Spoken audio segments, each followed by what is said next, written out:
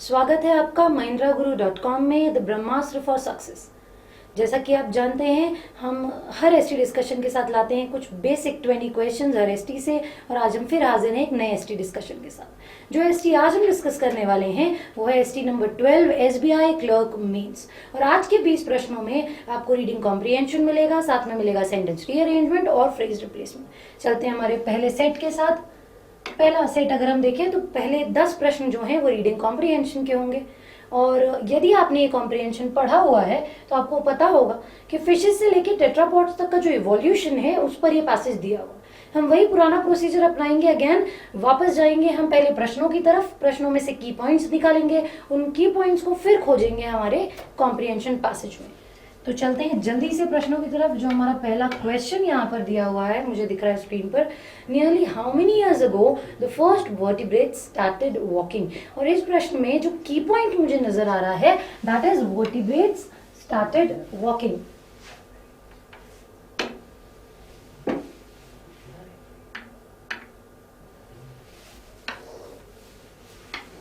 अगले प्रश्न की तरफ यदि हम चलें, क्वेश्चन नंबर 2 जो है हमारा वो ये कहता है कि विच of the following clearly describes tetrapods. और इस प्रश्न में मुझे जो की पॉइंट नजर आ रहा है वो है टेट्रापॉड्स। हमें वो एक वाक्य देखना है हमारे पैराग्राफ में जो टेट्रापॉड्स के बारे में डिस्क्रिप्शन देता है।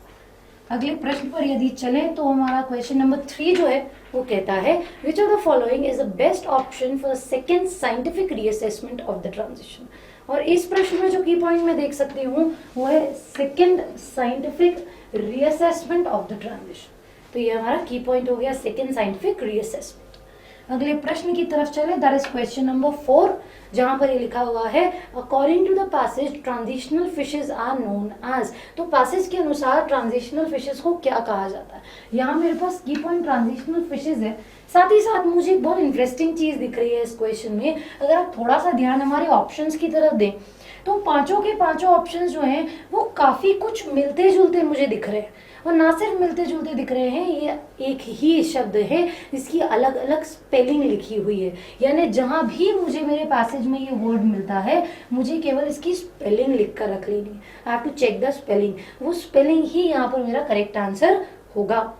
अगले प्रश्न की तरफ चले जो हुआ क्वेश्चन नंबर 5, जहां लिखा है which of the following is not true according to the passage. इनमें से कौन सा वाक्य पैसेज के अनुसार सत्य नहीं है। और जब हम बात कर रहे हैं नॉट ट्रू या ट्रू वाले क्वेश्चंस की तो डेफिनेटली ये क्वेश्चंस पैसेज बेस्ड होते हैं। इन्हें सॉल्व करने से पहले मुझे पूरे कॉम्प्रिहेंशन को बहुत थॉरोली पढ़ना पड़ेगा। अगले प्रश्न की तरफ चले, क्वेश्चन नंबर 6, छठवां प्रश्न है। यहाँ भी लिखा हुआ है which of the following is true according to the passage. फिर एक पैसेज बेस्ड क्वेश्चन है जिसके लिए पैसेज को ध्यान से पढ़ना बहुत जरूरी होगा। अगले 4 प्रश्नों की अगर हम बात करें, क्वेश्चन नंबर 7 to 10, ये हमारे वोकैब बेस्ड क्वेश्चन होंगे जिनमें हम कुछ वोकैबुलरीज देखने वाले हैं। और जो 4 वर्ड्स वोकैबुलरी के आज हम डिस्कस करने वाले हैं उनमें से पहला वर्ड है अंडरस्टैंडिंग। अगला शब्द यदि हम देखें तो वो होगा एविडेंस। तीसरा शब्द जो हमें देखना है दैट इज रीअसेसमेंट। और चौथा शब्द जो हम देखने वाले हैं दैट इज इंटरप्रेट। ये हमारे 10 क्वेश्चंस हो गए। हमारे पास की पॉइंट्स है, हमारे पास वर्ड्स है, और अब हम वापस चलेंगे हमारे पैसेज की तरफ जहां हम ये देखने वाले हैं कि पैसेज में किस प्रश्न का उत्तर कहाँ मिलता है। जल्दी से वापस चलते हैं पैसेज की तरफ जहां हमारा पैसेज दिया हुआ है।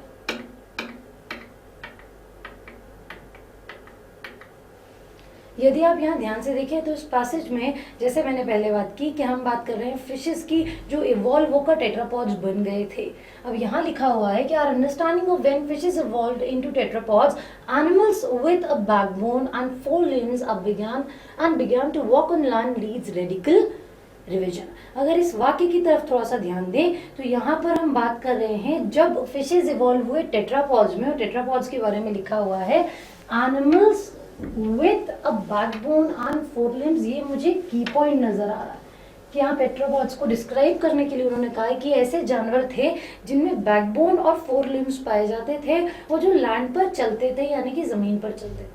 A study published recently in the journal Nature provides convincing evidence that the first vertebrates started walking nearly 385 million years ago. Again यहाँ अगर मैं देखूँ तो एक चीज़ मुझे एक नया की पॉइंट दिख रहा है, फर्स्ट वर्टिब्रेट्स स्टार्टेड वॉकिंग, पहले वर्टिब्रेट्स ने चलने की शुरुआत की थी और ये कब की थी, that was 385 million years ago. इसी के बारे में आगे कहा गया है about 18 million years ago earlier than previous thought. तो जो सोचा जा रहा था समय उससे भी 18 मिलियन ईयर्स पहले 385 मिलियन ईयर्स अगो फर्स्ट वर्टिब्रेट ने चलना या वॉक करना स्टार्ट कर दिया। आगे हम चले, there is already sufficient evidence that the land vertebrates evolved from fish when the fins first became lobe shaped without digits। यहाँ बात करें पहला land vertebrate evolution जो हुआ था वो तब हुआ जब फिश जो थे उन्होंने लोब शेप्ड फिन्स डेवलप कर लिए थे जिनमें डिजिट्स नहीं पाए जाते थे। Fishes with lobe fins are considered transitional forms that gradually developed into vertebrates with limbs। यहाँ हम बात कर रहे हैं Fishes with lobe fins are considered transitional forms में आ जाता है जो gradually develop हुए किसमें, vertebrates में जिनके limbs या हाथ पैर हुआ करते थे। The latest discovery जो थी हमारी, that is footprints of unknown creature, एक unknown creature के ऐसे footprints पाए गए जो कि लगभग 2.5 मीटर लंबे हो रहे थे। और ये कहाँ पाए गए, ये पाए गए थे कुछ रॉक्स में, कुछ ऐसे डिस्यूज क्वारीज थे जो कि साउथ ईस्ट पोलैंड में थे और यहाँ पर इस तरीके के कुछ फुटप्रिंट्स देखने मिले जो टेट्रापॉड्स के एक्सिस्टेंस को कंफर्म करते थे कि ऐसी कोई चीज़ होती है। यदि आगे चले इसी पैसेज के साथ तो आगे लिखा हुआ है first the age of the footprints track in 10 million years earlier than the oldest known transitional fishes. अगर बात करें तो जो सबसे पुरानी ट्रांजिशनल फिशेस हैं, अर्लीस्ट नोन ट्रांजिशनल फिशेस हैं जिनका नाम यहाँ दिया गया है और वो लिखा हुआ है एल्पिस्टोस्टिगैलिन्स। एल्पिस्टोस्टिगैलिन्स के बारे में बात किया गया है कि ये सबसे पहली जाने जाने वाले फिशेस थी और ये एक की पॉइंट भी था हमारा कहीं ना कहीं। अगर आपको याद है कि हम बात कर रहे थे इस शब्द की जिसकी स्पेलिंग कुछ 5 बार अलग अलग तरीकों से लिखी हुई थी और अब हमें इसकी स्पेलिंग नोट डाउन करके रखनी है, that is ELPISTOSTEGALINS, एल्पिस्टोस्टिगैलिन्स। This would mean that the transitional fish forms and those with limbs coexisted at a certain period of time। इसका मतलब ये निकाला उन्होंने कि ये जो ट्रांजिशनल फिश फॉर्म्स थे, जो फिश और टेट्रापॉड के बीच का जो ट्रांजिशनल फॉर्म था वो, और साथ में ऐसे जानवर जिनके पास लिम्स ऑलरेडी थे, जिनके पास एक्सट्रीमिटीज हुआ करती थी, ये साथ में ही एग्जिस्ट कर रहे थे एक ही समय पर। The discovery highlights the fact that these particular word again, Elpistostigalians were neither the early transitional forms of fish vertebrates nor a short-lived transitional grade between fish and tetrapods। उन्होंने ये पाया कि ना ही ये कोई अर्ली ट्रांजिशनल फॉर्म्स थे, ना ही कोई ट्रांजिशनल ग्रेड था या कोई एक छोटा सा शॉर्ट लिव्ड बीच का पार्ट था। They were at best described as late surviving relics rather than direct transitional forms. तो ये पुराने फॉर्म का कुछ एक ऐसा लेट सर्वाइवल था जो कि डायरेक्ट ट्रांजिशनल फॉर्म की तरह यूज नहीं किया जा सकता। अब अगर आप इसी पैसेज में थोड़ा और आगे चले तो इस पैसेज में पर्टिकुलरली बात की गई है कि जिस तरीके से ये फुटप्रिंट्स मिले थे एग्जैक्टली वैसे बॉडी फॉसिल्स आपको टेट्रापॉड्स के देखने नहीं मिले उस जगह पर जहाँ ये फुटप्रिंट्स पाए गए। और इसके साथ साथ एक चीज क्लियर हुई कि जो एक थियोरी थी कि ये टेट्रापॉड्स पाए जाते हैं रिवर फ्लडेड एरियाज में, ऐसा साबित नहीं हो सका क्योंकि ये जो फुटप्रिंट्स पाए गए थे, ये फुटप्रिंट्स इन्हें मिले थे कुछ ऐसे रॉक्स में जो मरीन एनवायरनमेंट में पाए जाते थे। टाइडल एनवायरनमेंट होता था जहाँ दिन में 2 बार उन्हें आसानी से खाना या भोजन मिल जाता था टाइड की मदद से। तो अगर हम बात करें आगे इसी पैसेज के बारे में तो यहाँ लिखा हुआ है although no body fossils of the tetrapods are seen in the quarry rocks, वहाँ ऐसे कोई फॉसिल्स नहीं देखने मिले। The discovery suggest that any further search for body fossils should be in such marine environment. इनके बारे में यदि आगे कोई भी फर्दर सर्च होती है तो वो मरीन एनवायरनमेंट्स में होनी चाहिए। Footprint tracks in the absence of body fossils are difficult to interpret with full confidence। क्योंकि इनके पास बॉडी फॉसिल्स नहीं थे तो केवल फुटप्रिंट ट्रैक्स के बारे को लेकर कंसिडर करके कुछ भी इंटरप्रेट करना पूरे कॉन्फिडेंस के साथ पॉसिबल नहीं हो पा रहा था because it was not sure कि जिस ऑर्गेनिज्म की बात की जा रही है ये वही है। The footprint tracks highlight the fact that fossils recording the earlier stage of vertebrates evolution are missing। अब इस स्टडी के क्वेश्चंस में कहा गया the timing of the fish tetrapod transition is best regarded as uncertain. ये आज भी uncertain है, इसमें कोई सर्टेनिटी नहीं है, वेग एक्सप्रेशन है हमारे पास। And the evolutionary tree of early tetrapods will be sketchy as long as this gap remains unfilled। यदि ये गैप ऐसा ही बना रहता है, यदि इन्हें फर्दर इन्फॉर्मेशन नहीं मिलती है, तो टेट्रापॉड्स की इवोल्यूशनरी ट्री के बारे में कोई भी बात कह पाना पॉसिबल नहीं होगी। अब क्योंकि हम पूरा पैसेज अच्छी तरह पढ़ चुके हैं, हमें जानकारी है कि पैसेज में क्या दिया हुआ है, अब अपने प्रश्नों के उत्तर देना थोड़ा सा आसान हो जाएगा हमारे। तो आगे चलते हैं, पहले प्रश्न के साथ शुरू करें। पहला प्रश्न है nearly how many years ago the first vertebrate started walking, और इसका उत्तर देना अब बड़ा आसान है। जो पहला दिया हुआ है 385 मिलियन ईयर्स अगो।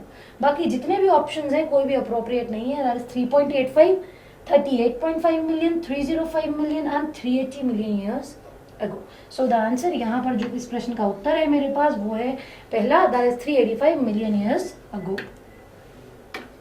क्वेश्चन नंबर 2 की तरफ चले। विच of the following clearly describes tetrapods, इनमें से कौन सा ऐसा वाक्य है जो टेट्रापॉड्स को प्रॉपरली डिस्क्राइब करता है। और जो ऑप्शंस मुझे दिए गए हैं, पहला दिया है animals with a no bone and 4 limbs, ऐसे जानवर जिनमें बोन्स नहीं होती थी और ये टेट्रापॉड्स नहीं हो सकते। Animals with a backbone and 2 limbs, जिनके पास केवल 2 एक्सट्रीमिटीज हो, 2 लिम्स हो, अगेन कुछ इनकरेक्ट है।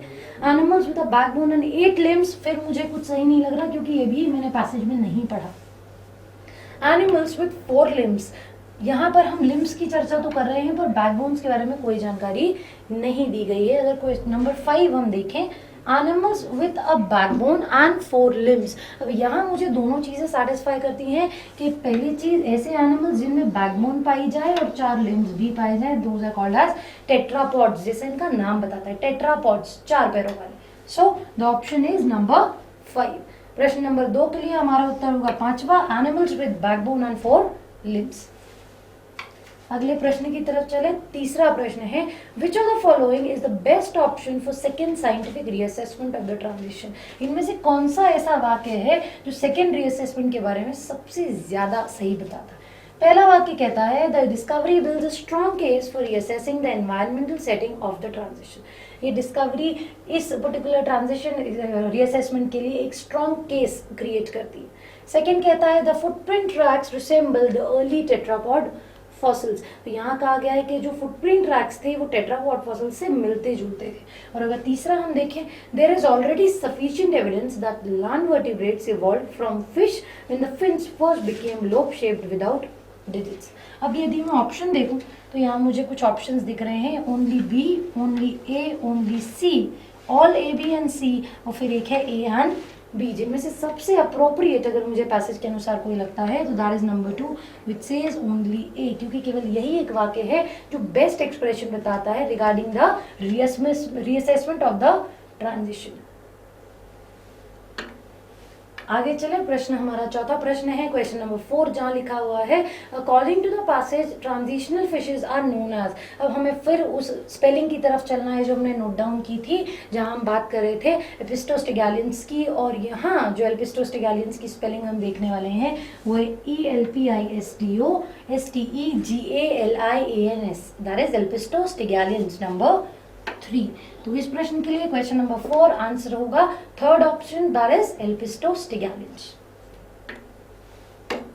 आगे चले, 5वां प्रश्न है हमारा और यहाँ पूछा गया है which of the following is not true according to the passage, इनमें से कौन सा पैसेज के अनुसार सत्य नहीं है, नॉट ट्रू। और अगर हम यहाँ बात करें, our understanding for when fishes evolved into tetrapods animal with a backbone and 4 limbs and began to walk on land needs radical revision. अब ये सेंटेंस हमारे पूरे पैसेज का पहला सेंटेंस था। सेकेंड अगर बात करें, the discovery has resulted in 2 major scientific reassessments of the transition, फिर एक ऐसा वाक्य है जो पूरी तरह सही है। तीसरे प्रश्न पर चलें, the evolutionary tree of early tetrapods will be sketchy as long as the gap remains unfilled, ये सेंटेंस भी कंप्लीटली करेक्ट लगता है।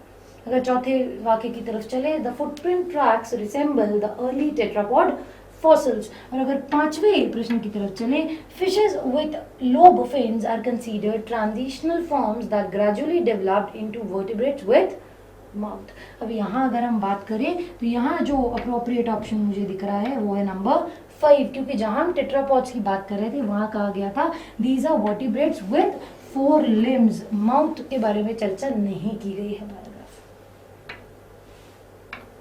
आगे चले हम, which of the following is true according to the passage, कौन सा ऐसा वाक्य है जो पूरी तरह पैसेज के हिसाब से सही है, सत्य है। The evolutionary tree of early tetrapods will be sketchy as short as the gap remains unfilled. अब इस वाक्य में अगर देखें एक डिफरेंट एक्सप्रेशन मुझे दिख रहा है, एज शॉर्ट एज जो इस्तेमाल नहीं किया जाता, यूज नहीं होता है, तो ऑफकोर्स ना ये सेंटेंस अप्रोप्रिएट हो सकता है ना ट्रू हो सकता है। अगले वाक्य पर चले, our understanding of when fishes evolved into tetrapods, animals with 4 limbs and began to walk on land needs radical revision। आगे चले, the discovery has resulted in 3 major scientific reassessments of the transition। यहाँ पर अगर हम देखें तो एक चीज स्पेसिफिकली दिख रही है 3, जो कि होना चाहिए था 2 यदि ये वाक्य सत्य होता तो। अगर चौथे वाक्य की तरफ चले, fishes with lobe fins are not considered transitional forms that gradually developed into vertebrates with limbs. अगर पांचवा वाक्य देखें, the study cautions that the timing of the fish tetrapod transition is best regarded as uncertain. यदि यहाँ मैं देखूं तो मुझे सबसे ज्यादा करेक्ट या अप्रोप्रिएट ट्रू सेंटेंस जो दिख रहा है दैट इज नंबर 4। तो छठवें प्रश्न के लिए हमारा उत्तर होगा 4, जहां लिखा हुआ है fishes with lobe fins are not considered transitional forms that gradually developed into vertebrates with limbs। आगे चले, question number 7, which is the most similar meaning word to the word understanding। हमें अंडरस्टैंडिंग का सिनोनिम देखना है, सबसे ज्यादा मिलता जुलता शब्द देखना है। अंडरस्टैंडिंग यानी किसी चीज को लेकर आपकी समझ पर बात की जा रही है, पॉजिटिव एक्सप्रेशन है कि आप उसे कितनी एफिशिएंटली समझते हैं। अब यहाँ बात करें, जो एक्सप्रेशंस मुझे दिए गए हैं, जो वर्ड्स हैं, उन 5 ऑप्शंस में पहला है इंटॉलरेंट, दूसरा है अनएक्सेप्टिंग, तीसरा है मिस इंटरप्रिटेशन, चौथा है डिसबिलीफ और पांचवा है अवेयरनेस। सिनोनिम की बात की गई है और अगर मैं थोड़ा ध्यान से देखूं पांचों ऑप्शन की तरफ तो अवेयरनेस को छोड़कर बाकी चारों के चारों ऑप्शंस जो हैं वो कहीं ना कहीं एक नेगेटिव सेंस अपने आप में रखते हैं। इनटॉलरेंट कहीं पर टॉलरेट ना करने वाला, या हम एक तरीके से बायस्ड कह सकते हैं। अनएक्सेप्टिंग जो एक्सेप्ट करने के लिए विलिंग ना हो। मिस इंटरप्रिटेशन किसी चीज को गलत समझ लेना। एंड डिसबिलीव किसी चीज पर विश्वास ना होना, अनट्रस्टवर्दी चीज होना, ये वाली कंडीशन सारी नेगेटिव हैं। वहीं अवेयरनेस एक ऐसा वर्ड है जो कुछ हदों तक अंडरस्टैंडिंग से ना सिर्फ मिलता जुलता है बल्कि सिमिलरली पॉजिटिव एक्सप्रेशन भी दिखाता है। तो इस पर्टिकुलर वर्ड के लिए जो हमारे पास सिनोनिम है that is awareness number 5। Question number 7 का आंसर होगा नंबर 5, अवेयरनेस। अगले प्रश्न की तरफ चले, क्वेश्चन नंबर 8 है, जहां पूछा गया है which is the most similar meaning of the given word evidence. Evidence की बात करें तो एविडेंस शब्द का मतलब ही होता है प्रूफ या साक्ष्य, और यही शब्द मुझे मेरे ऑप्शंस में नजर आ रहा है, प्रूफ। पर हम केवल इतना नहीं देखेंगे, बाकी ये 5 ऑप्शंस पर, 4 ऑप्शंस पर अगर हम ध्यान दें तो सारे ऑप्शंस जो हैं वो है कॉन्ट्राडिक्शन, प्रूफ, डिसप्रूफ, मिसरिपोर्ट और रिपीटेशन। अगर कॉन्ट्राडिक्शन की बात करें तो किसी चीज के अपोज करना, that is called contradiction. Proof यानी साक्ष्य होता है। डिसप्रूफ इसका बिल्कुल एंटोनिमस है, किसी चीज का साक्ष्य ना देना। मिसरिपोर्ट करना, किसी चीज के बारे में गलत जानकारी पहुंचाना। और रेफ्यूटेशन का मतलब होता है डिनायल या फिर रिफ्यूजल। यदि हम यहाँ देखें तो एक लौता शब्द जो सबसे ज्यादा एविडेंस से मिलता जुलता है वो प्रूफ है, और इस क्वेश्चन के लिए, क्वेश्चन नंबर 8 के लिए हमारा उत्तर होगा नंबर 2, दैट इज प्रूफ। अगले प्रश्न की तरफ चले, यहाँ पूछा गया है which of the following is the most opposite meaning of the given word reassessments. Reassessments की बात करें तो जो ऑप्शंस मुझे मिले हैं अप्रेज, असेस, इवैल्यूएट, वैल्यूएट और रिफ्यूज। इन पांचों में अगर आप ध्यान दें तो ये 4 शब्द जो हैं अप्रेज, असेस, इवैल्यूएट और वैल्यूएट सारे के सारे पॉजिटिव नेचर के हैं। रीअसेसमेंट भी पॉजिटिव है। वहीं मुझे एक नेगेटिव एक्सप्रेशन ढूंढना है जो इसका एंटोनिमस। फिर आगे चलें तो असेस, इवैल्यूएट और वैल्यूएट लगभग सिनोनिमस एक्सप्रेशंस हैं। किसी चीज का असेसमेंट करना या उसका इवैल्यूएशन करना। अप्रेजल डेफिनेटली उसको एनकरेज करने वाली बात हो गई, अप्रेज वर्ड हो गया। तो हमारे पास जो एक शब्द इसका एंटोनिमस आता है दैट इज रिफ्यूज। तो रीअसेसमेंट के लिए या क्वेश्चन नंबर 9 के लिए जो अप्रोप्रिएट आंसर है that is number 5, that is refuse. आगे चले, इस सेगमेंट का आखिरी प्रश्न है हमारे पास, क्वेश्चन नंबर 10। वहां पूछा गया है which is the most opposite in meaning of the given word interpret. Interpret से उल्टा शब्द आपको बताना है, एंटोनिमस बताना है, विलोमार्थी। और जो ऑप्शंस हैं मिसअंडरस्टैंड, कंस्ट्रू, डेसिफर, एक्सप्लेन और एक्सप्लिकेट। और यहाँ पूछा गया है एंटोनिम। अगर आप बात करें इन शब्दों की, मिसअंडरस्टैंड किसी बात को गलत समझ लेना, कंस्ट्रू किसी चीज को डिड्यूस आउट करना, उसे समझना, डिसिफर करना अगेन किसी चीज को डिड्यूस आउट करना, एक्सप्लेन समझाना, और एक्सप्लिकेट कुछ एक्सप्लेनेशन देना। तो ये चारों वर्ड्स लगभग सिनोनिमसली यूज होते हैं। वहीं अगर आप बात करें मिसअंडरस्टैंड, वो इंटरप्रिटेशन का बिल्कुल एंटोनिम होगा। तो मेरे पास जो ऑप्शन यहाँ पर सबसे सूटेबल है that is number 1। Question number 10 के लिए हमारे पास होगा नंबर 1 दैट इज मिसअंडरस्टैंड। आगे चले हमारे अगले सेगमेंट की तरफ इस एसटी की, दैट इज सेंटेंस रीअरेंजमेंट। जैसा कि आप जानते हैं ट्रिकी सेगमेंट है, कुछ 6 सेंटेंसेस हैं मेरे पास जिन्हें जोड़कर मुझे एक पैसेज बनाना है। सिर्फ इनका अरेंजमेंट देखना होता है आपको। तो हम एक एक सेंटेंस थोड़ा ध्यान से पढ़ने वाले हैं और इन्हें अरेंज करने वाले हैं एक मीनिंगफुल पैराग्राफ। अगर आप पहले सेंटेंस की तरफ ध्यान दें, पहला यानी सेंटेंस ए कहता है which started at 4 points, half marathon of men and women started from ground A. इस वाक्य में मुझे सबसे पहली चीज जो नजर आई वो थी विच स्टार्टेड एट 4 पॉइंट्स। यहाँ पर विच का इस्तेमाल एक रिलेटिव प्रोनाउन की तरह किया गया है जो किसी नाउन को इंगित करता है। और अगर ये किसी संज्ञा की चर्चा कर रहा है तो वो संज्ञा कौन सी है। अब ऑब्वियसली यदि कोई वाक्य प्रोनाउन से शुरू होता है या जिसपे प्रोनाउंस दिए हुए हैं वो इंट्रोडक्टरी सेंटेंस तो हो नहीं सकता, यानी किसी भी सूरत में नंबर ए हमारे पैराग्राफ की स्टार्टिंग सेंटेंस नहीं होगी। इसी सेंटेंस में अगर हम ध्यान दें तो एक इवेंट हमें बताया गया है, हाफ मैराथन जो हो रहा था फॉर मेन एंड वुमेन, ये स्टार्ट हुआ था कहाँ से, ग्राउंड ए से। अगले वाक्य की तरफ चले, यहाँ लिखा हुआ है this year's theme for the event was to create an anemia free world. यहाँ बात की गई इस साल का जो थीम था इस इवेंट के लिए was to create an anemia free world. अब इस इवेंट के लिए ये कौन सा इवेंट है जिसकी चर्चा की जा रही है। अब यहाँ फिर मेरे पास एक ऐसा एक्सप्रेशन है जो किसी और एक्सप्रेशन को डिसिफर करता है, किसी और एक्सप्रेशन के लिए यूज किया जाता है, तो निश्चित ये भी पहला सेंटेंस नहीं होगा।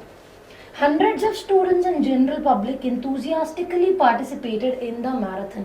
यहाँ बात करें एक इवेंट मुझे दिख रहा है जिसके बारे में इंट्रोडक्टरी स्टेटमेंट लिखा हुआ है कि इस एक मैराथन हुआ जिसमें हंड्रेड्स ऑफ स्टूडेंट्स और जनरल पब्लिक ने एक साथ पार्टिसिपेट किया, बहुत एंथुसियाज्म के साथ पार्टिसिपेट किया। तो ये निश्चित मेरे वाक्य पैराग्राफ का पहला वाक्य हो सकता है। आगे अगर हम चले तो एक सेंटेंस कहता है कि dignitaries led walk and walk differently abled person started at ground B. तो यहाँ पर हमारे पास फिर एक नए इवेंट के बारे में बात की जा रही है जहाँ ये लिखा गया है कि ये इवेंट स्टार्ट हुआ ग्राउंड बी से। कुछ ऐसा ही एक्सप्रेशन मैंने सेंटेंस ए में भी देखा था जहाँ कहा गया था कि हाफ मैराथन का जो इवेंट था वो ग्राउंड ए से शुरू हुआ और जो वॉक एंड वॉक डिफरेंटली वाला इवेंट था वो ग्राउंड बी से स्टार्ट हुआ। लगभग एक से सेंटेंसेस हैं आसपास आने वाले। The marathon organized by a non-governmental organization had different events। यहाँ पर हम बात करें फिर मैराथन की और ये निश्चित इससे कुछ जुड़ा हुआ वाक्य है, लगभग उसी मैराथन से रिलेटेड है, वहीं आसपास होना चाहिए। मिनी मैराथन फिर एक नया इवेंट मुझे दिख रहा है फ्रॉम कॉलेज ए। यहाँ पर फिर एक शब्द आ गया कि या एक वाक्य आ गया जो बताता है कि कोई एक इवेंट कहाँ से स्टार्ट हुआ। Walk for a cause started from college B. तो इस वाक्य में भी मुझे दो अलग अलग चीजें दिख रही हैं, दो अलग अलग पर्टिकुलर इवेंट्स दिख रहे हैं और दोनों के स्टार्टिंग पॉइंट दिख रहे हैं। अब अगर मैं इस पैसेज को पढ़ने के बाद अरेंज करने जाऊं तो मेरे अनुसार पैराग्राफ स्टार्ट होता है सी से, जहां हम ये कहते हैं कि हंड्रेड्स ऑफ स्टूडेंट्स और जनरल पब्लिक ने पार्टिसिपेट किया था एक मैराथन में। और फिर ये कहा कि इस मैराथन को ऑर्गेनाइज किया था एक नॉन गवर्नमेंटल ऑर्गेनाइजेशन ने जो 6 अलग अलग इवेंट्स ऑर्गेनाइज कर रही थी, यानी सी के बाद आने वाला वाक्य हो गया एफ। आगे अगर चले तो अब यहाँ हम बात कर रहे थे 6 अलग अलग इवेंट्स की जिनके बारे में कहा जा सकता है कि अलग अलग, अब हर इवेंट का हमारे पास स्टार्टिंग पॉइंट गिवन और ये चीज मेंशन है सेंटेंस ए में जहाँ लिखा हुआ है विच स्टार्टेड एट 4 पॉइंट्स। तो दीज 6 इवेंट्स, यही 6 इवेंट्स इन अलग अलग 4 पॉइंट्स से स्टार्ट हुए थे। तो अगर हम देखें तो एफ के बाद ई के बाद मुझे एक डायरेक्ट रिलेशन दिख रहा है CEA, जहाँ लिखा हुआ है which started at 4 points, half marathon for men and women started from ground A. पहला इवेंट कहा गया कि मेन एंड वुमेन के लिए जो हाफ मैराथन था वो ग्राउंड ए से स्टार्ट हुआ। आगे अगर हम चले तो अब हम बात करेंगे मिनी मैराथन की, कि मिनी मैराथन जो हो रहा था वो कॉलेज ए से स्टार्ट हुआ और walk for a cause started from college B. तो ए के बाद आने वाला निश्चित वाक्य हो गया एफ। 2 वाक्य मेरे पास अभी भी बचे हुए हैं जहाँ एक है डी और दूसरा है बी। सेंटेंस डी कहता है dignitaries led walk and walk differently abled persons started from ground B. यहाँ भी दो अलग अलग इवेंट्स हैं, पहला है डिग्निटरीज लेड वॉक और दूसरा है वॉक डिफरेंटली एबल पर्सन्स। ये दोनों के दोनों जो है ये ग्राउंड बी से स्टार्ट हो रहे थे। और एक जो आखिरी हमारे पास वाक्य बचा हुआ वो कहता है this year's theme for the event was to create an anemia free world. अभी तक इन दोनों वाक्यों में हम बात कर रहे थे इवेंट्स और उनके स्टार्टिंग पॉइंट की, जिसको कंटिन्यू करने के लिए जो अगला वाक्य मैं यूज करने वाली हूँ वो है डी। और हमारा पैराग्राफ यहाँ खत्म होता है इस नोट के साथ कि इस साल का जो इवेंट है वो इवेंट ऑर्गेनाइज किया एक एनीमिया फ्री वर्ल्ड बनाने की। तो इस पर्टिकुलर इस रीअरेंजमेंट के लिए जो आपके पास प्रॉपर आंसर होगा वो होगा CEAFDB। आगे चले, हमारे एसटी का आखिरी सेगमेंट है ये, अंतिम 5 प्रश्न है जहां हम बात करने वाले हैं फ्रेज रिप्लेसमेंट की। जैसा कि आप जानते हैं फ्रेज रिप्लेसमेंट में एक वाक्य आपको दिया जाता है जिसका एक सेक्शन हाईलाइटेड होता है, जैसे कि यहाँ पर अंडरलाइन सेगमेंट मैंने आपके लिए बना रखा है। अब इस एक सेगमेंट को बदलने के लिए हम आपको 4 ऑप्शंस देते हैं A, B, C and D या 1, 2, 3, 4। इन चारों में से किसी एक को रिप्लेस करके ये वाक्य अप्रोप्रिएट हो जाएगा। और यदि आपको लगता है कि इस वाक्य में किसी भी तरह के बदलाव की आवश्यकता नहीं है तो आपके लिए ऑप्शन नंबर 5 दिया गया है, जिसे नो इम्प्रूवमेंट। तो डिस्कस करें इस सेगमेंट का पहला प्रश्न, क्वेश्चन नंबर 16 है, जो कहता है running regularly not just helps one shed the extra weight, it also does wonders for the mind, claims a new study। तो यहाँ जो हाईलाइटेड हिस्सा मुझे दिख रहा है वो है running regularly not just helps. इस पार्ट में अगर हम बात करें तो रनिंग रेगुलरली जो हमारा सब्जेक्ट एक्सप्रेशन है ये सिंगुलर एक्सप्रेशन है, जिसके साथ मैंने एक सिंगुलर वर्ब लगाई हुई है और इस एक्सप्रेशन में कहीं भी कोई ग्रामेटिकल एरर मुझे नजर नहीं आता। अगर हम 4 ऑप्शंस की तरफ चले तो पहला ऑप्शन कहता है running regular not just helps. Sentence सही होता अगर ये रेगुलर की जगह रेगुलरली होता, क्योंकि रेगुलर एक एडजेक्टिव है। Running regularly not just helped, वाक्य प्रेजेंट में है, हेल्प्ड पास्ट टेंस का एक्सप्रेशन है, डेफिनेटली टू भी नहीं हो सकता। Running seldom not just help, यहाँ सेल्डम की इनकॉर्पोरेशन की जरूरत नहीं थी। एंड अगर बात करें चौथे सेंटेंस की तो रनिंग रेगुलरली जस्ट हेल्प्स, जो हमारे सेंटेंस से बिल्कुल उल्टा है। तो यहाँ हम बात करें जो सबसे अप्रोप्रिएट ऑप्शन मुझे दिखता है that is no improvement. Sentence is completely correct for me. आगे चले, क्वेश्चन नंबर 17, यहाँ पर अगला वाक्य है जो कहता है the scientist examined brain tissues taken from the rodents found that the running mice had grown fresh grey matter during the experiment। अगर इस वाक्य का हाईलाइटेड सेगमेंट देखें तो वो है the scientist examined brain tissues.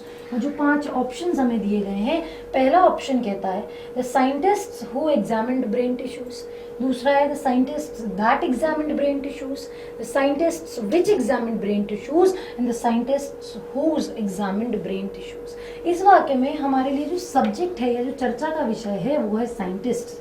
और इनसे रिलेटेड अगर हम बात करें तो जो सबसे अप्रोप्रिएट रिलेटेड प्रोनाउन मुझे दिखता है वो होता है हु, और अकॉर्डिंगली इस सेंटेंस के लिए जो अप्रोप्रिएट आंसर है दैट इज नंबर 1। अब यदि आप इस वाक्य को पढ़ेंगे तो कंप्लीटली करेक्ट साउंड करेगा, जो कहता है the scientists who examined brain tissues taken from the rodents found that the running mice had grown fresh grey matter during the experiment। आगे चलें, अगला प्रश्न है क्वेश्चन नंबर 18 जो कहता है synthetic muscles can restore the ability of patients with facial paralysis to blink, potentially benefit thousands can't shut their eyelids due to stroke, nerve injury or facial surgery। इस वाक्य में अगर मैं अपने हाईलाइटेड पार्ट को देखूं तो वो कहता है can't shut their eyelids, और जो ऑप्शंस मुझे गिवन है that can't shut their eyelids, who can't shut their its eyelids, those who can't shut their eyelids, who can shut eyelids और no improve। अगर इन चारों की तरफ बात करें that can't shut their eyelids, who can't shut its eyelids, अब यहाँ who जो है वो तो मुझे सही लगता है, पर एक चीज जो मुझे अलग दिख रही है वो है इस्तेमाल इट्स का। इट्स जो है वो एक सिंगुलर प्रोनाउन है, जबकि हम यहाँ बात कर रहे हैं पेशेंट्स की, जो कि प्लूरल नेचर में। आप लिविंग थिंग्स पेशेंट्स की बात कर रहे हो, दैट का एक्सप्रेशन यहाँ पर जरूरी नहीं है। वहीं अगर आप तीसरे ऑप्शन की तरफ चलें, those who can't shut there eyelids, ये ऑलमोस्ट अप्रोप्रिएट लग रहा है मुझे। चौथे वाले की तरफ अगर हम ऑप्शन पर चले हु कैन शट आईलिड्स, अगर ये कैन शट आईलिड्स है तो सेंटेंस पूरी तरह गलत हो जाएगा। यानी जो अप्रोप्रिएट ऑप्शन मुझे दिख रहा है दैट इज नंबर 3, जहां हम कहते हैं those who can't shut there eyelids. अब अगर आप वाक्य को पढ़ें ऐसे ऑप्शन नंबर 3 के साथ तो बिल्कुल अप्रोप्रिएट सेंटेंस बनता है जो कहता है synthetic muscles can restore the ability of patients with facial paralysis to blink, potentially benefiting thousands those who can't shut their eyelids due to stroke, nerve injury or facial surgery। आगे चले, question number 19 है जो कहता है for people with other types of paralysis the use of artificial muscles could someday mean regaining the ability to smile और control the bladder. अब यहाँ जो हाईलाइटेड पार्ट है वो कहता है someday mean regaining the ability to smile और control, और जो ऑप्शंस मुझे दिए गए हैं ऑप्शन नंबर 1 कहता है someday mean regain the ability, option number 2 कहता है someday mean regained the ability, third कहता है someday meaning to regain the ability and someday mean to regain the ability. अगर हम इन चारों वाक्यों को कंसिडर करें इसके कंपैरिजन में तो मुझे उस वाक्य में कहीं कोई चेंज की नेसेसिटी नज़र नहीं आती, क्योंकि वो अपने आप में बिल्कुल अप्रोप्रिएट साउंड करता है someday mean regaining the ability, और इसके अनुसार हमारे पास जो आंसर होगा वो होगा नंबर 5, नो इम्प्रूवमेंट। चलते हैं हमारे एसटी के आखिरी प्रश्न की तरफ। इस सेक्शन का भी लास्ट क्वेश्चन है ये, क्वेश्चन नंबर 20, जहां दिया गया है an international team believes that a link to viral infection could explain why appendicitis appeared to be more common in certain years and during the summer, but it has not been able to identify the mystery virus. अब यहाँ हम बात करें जो highlighted part है appeared to be more common in certain years, यहाँ मुझे इस वाक्य में दो अलग अलग क्रियाएं दिख रही हैं, पहली है believes और दूसरी है appeared। दोनों का टेंस अलग अलग है, एक प्रेजेंट और एक पास्ट, जिसमें कुछ बदलाव होना चाहिए, और जो सबसे अप्रोप्रिएट ऑप्शन मुझे दिख रहा है वो नंबर 4 है जो कहता है appears to be more common in certain years। Question number 20 के लिए जो हमारा उत्तर है that is number 4, appears to be more common in certain years।